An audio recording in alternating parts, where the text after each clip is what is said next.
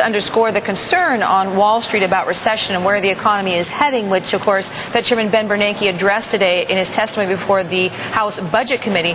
Joining me are two members of that committee who questioned Ben Bernanke today. Congressman Jeb Hensarling is a Republican representing Texas who has led the charge in Congress for a balanced budget and restraining the growth of government spending.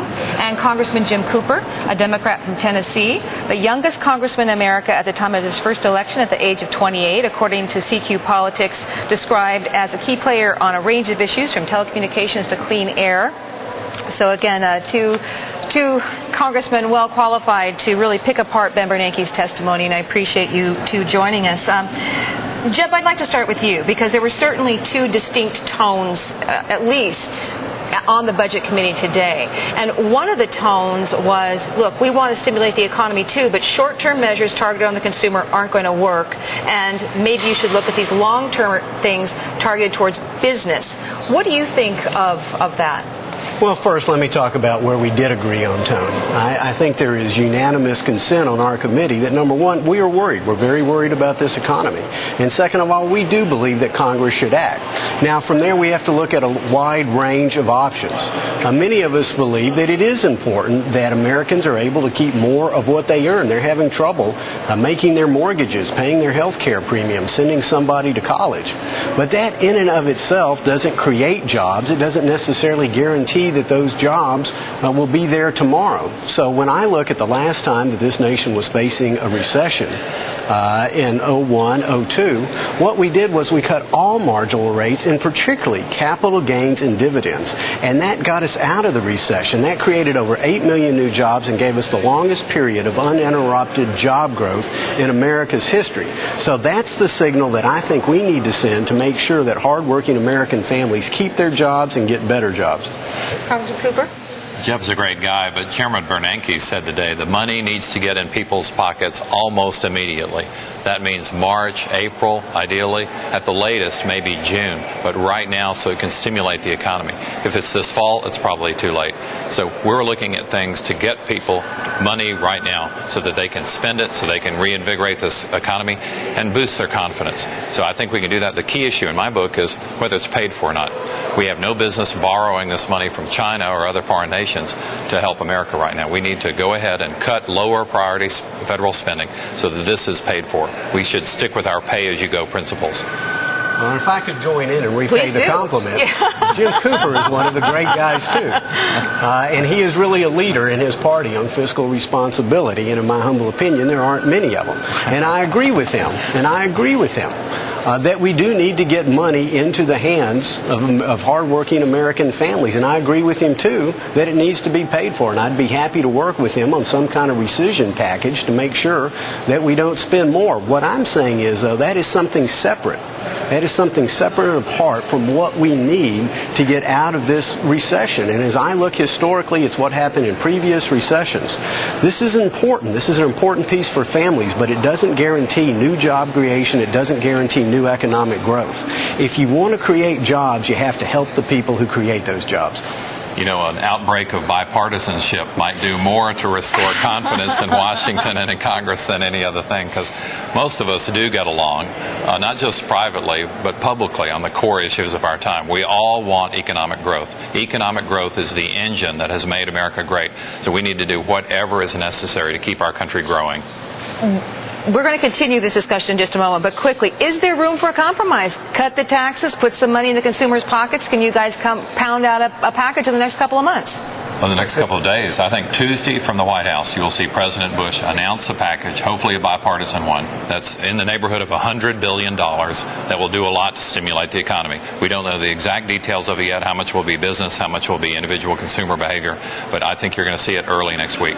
Okay, Congressman Hensarling, it's your turn to talk too, but I want you to hold that thought. This is television, we call this a tease. We're going to pause for a moment, we're going to come back to find out what Congressman Jeb Hensarling thinks on the possibility of a compromise. It's the big question in Washington, big question for policymakers. As we've heard, if you're going to do it, you got to do it fast. That's coming up next on The Economy. Thanks very much. And of course, I'm going to continue this excellent discussion with two members of the House Budget Committee, before which Ben Bernanke, the Fed chairman, testified today, Congressman Jeb Hensarling and Congressman Jim Cooper. Congressman Hensarling, Jim Cooper just said he thinks that there could be a compromise, and fairly quickly. President Bush in the next couple of days expected to put some kind of stimulus package on the table.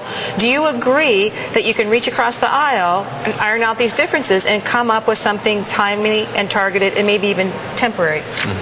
Well, I'm hopeful that an agreement could be reached, and if they had allowed Jim and I to head up the negotiations, we could probably get it done this afternoon. I have been concerned at some of the comments I've seen from people in his party that want to sit down at the negotiation table but don't want to talk about making tax relief permanent, which I think is one of the reasons that we're in the economic pickle that we're in. Businesses are going to contract when they see that they're going to have massive tax increases. And you're looking at the single largest tax increase in American history that's coming down the pipeline, and unfortunately in this Congress, even more tax increases are threatened. Are you saying it's a non-starter if permanent tax relief is not part of making the Bush tax cuts permanent? If that's not in this package, are you saying you wouldn't go for it? I'm not saying it's a non-starter. What I'm saying is I'm concerned that others put down preconditions before they sit down at the negotiating table. And again, I want to get more money in the hands of hardworking American families, but that is a separate issue, and helping them meet their bills, that's a separate issue than what it takes to get this economy growing and to make sure they keep their jobs, which is the most important housing program, the nutrition program, and education program. They keep their job and they have good jobs of the future. To do that, you need a low corporate tax rate. We have the second highest corporate tax rate of any industrialized nation in the world. Okay. It's making sure that we don't have the marriage penalty come back. It's making sure we don't double the child care tax deduction and other things that were in the Democrat budget. So, Congressman Cooper, Democrat from Tennessee, how do you answer your Republican colleague? Jeb is a true red Republican. I congratulate him for that, and that tax issue he's raising is really important in 2010, 2011, but that's not right now. And Chairman Bernanke said if we even waited till this fall, we're waiting too late. So Democrats are going to take issues off the table like home heating oil assistance the next winter. That's too late. The help needs to be now. February, March, April. Let's get it done. Let's put money in people's pockets What kind of compromise will you offer to him? Well, there are things we're looking at like accelerated depreciation for business. That largely pays for itself. It encourages business expenditures for capital and hiring and things like that. We can help make that happen. And that's a very business-friendly approach. There are other things we could do. I'm not too keen on rebate checks myself. I think, especially if any of that money's borrowed, that looks insincere, it looks fake. We surely can do better than that. But I think the key is to get the money spent now. Contracting is very important with a lot of people. But how do you get a competitively bid contract out there in the next couple of months? That's hard to do, especially if there's an environmental impact statement. Probably only governors or presidents have the ability to go ahead and push money through the pipeline almost immediately. Congress doesn't have the ability to do that. But we can solve this problem. We will solve this problem. Okay, I've got about 30 seconds left, max. I want to ask each of you, is a stimulus package going to get agreed, and will it agreed, say, in the next month?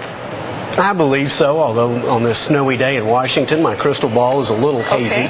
But I'm optimistic that at this point that we have, hopefully, will come to an agreement. All right. The answer is yes. It must be yes. We've got to get the job done for the American people. Okay, we're going to talk to you in a month. We're going to re-roll the tape. Okay. We're going to see if that happened. Okay. Many thanks to Congressman Jim Cooper.